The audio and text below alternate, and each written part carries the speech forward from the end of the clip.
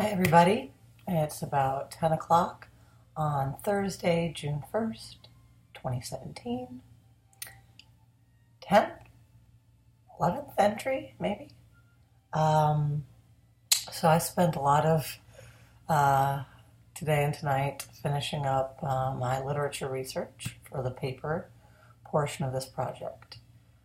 It was actually difficult. There isn't a lot of research or sound statistics backing up grief in American culture. Um, a lot of the things I did find, I'd have to take pieces from here or there, and those studies go back to 1987, 1989. The best two books I found, one is 1999, and the other one is in the early 2000s.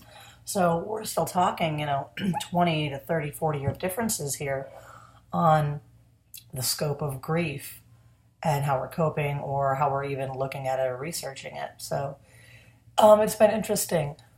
There's lots of very specific sections. I mean, you can find grieving in the African American culture, grief in the American Indians, grieving practices during the Victorian era in the United States. I mean, all kinds of things. Uh, Critical grief versus depressional grief, and the loss of a spouse, the loss of a child, which is amazing. There's so much information out there. So if you are watching this and you are grieving a very specific sort of loss, definitely look. Um, Nothing addressing the idea of this culture of America. And it led me to think why. And the issue, perhaps, might be that it's very hard to define a culture for us. We are such a melting pot, and there is such a difference in, religious beliefs and moral beliefs and skin color and gender identity. And I mean, all the things right now that people are talking about that divide us. But, one language that I think everybody can understand and a situation everybody can relate to is grief. And I keep saying this, it's not just the loss of a loved one or a parent or a friend. I mean, we grieve so many things in life. And if we can even start to talk about those moments, those easier moments of grief from, moving away from a city you loved or falling out with a best friend or the loss of a job, when you can start to handle those types of grief and have conversations about that, when these larger losses in life come around and hit you, you're a little more prepared. And I keep bringing this up, that's the whole purpose of this project. I did find a few articles online, or most of them personal stories about people who have used the internet, things on like The Atlantic, one from Huffington Post, about how social media and grieving kind of interact and work, but still there's not a lot of actual research on it to see its benefits. So what we're all doing here together is kind of groundbreaking, and it's kind of new. There's a few other people out there getting started, but you're a part of something. We're a part of something. It has been interesting doing all this reading. This is a huge part of my healing process. I guess one I should have anticipated, but I didn't necessarily expect.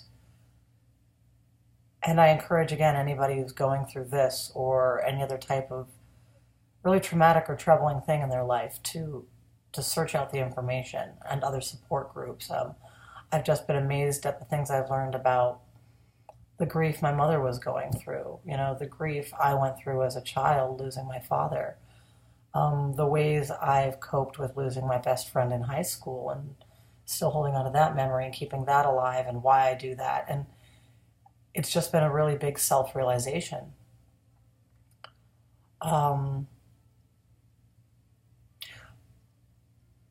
But at the same time, I'm trying to be careful that while I'm realizing this and getting healthy in all these other ways, I'm not doing what I did for the past year, which is as I'm getting busy and inundated, I kind of forget to tap into that grief that I need to get through.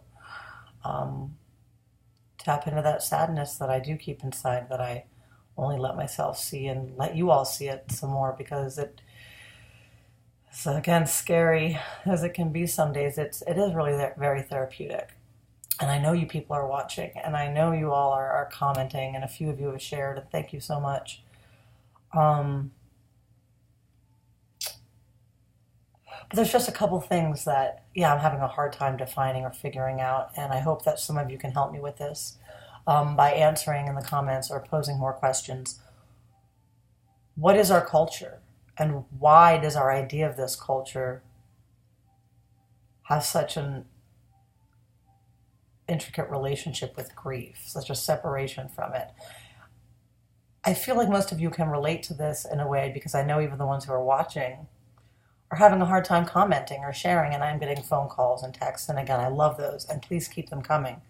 But even these discussions, even watching me go through it, even trying to respond or react with questions or experiences, you all are finding it hard to engage. Why is that? In your all's opinion, what is it about this subject? What is it about this project that makes it difficult? What is it about our culture that holds us back from this kind of interaction? And do you think it's going to do any good? So we'll see what you all have to say about that. And I hope that I get some responses and thoughts.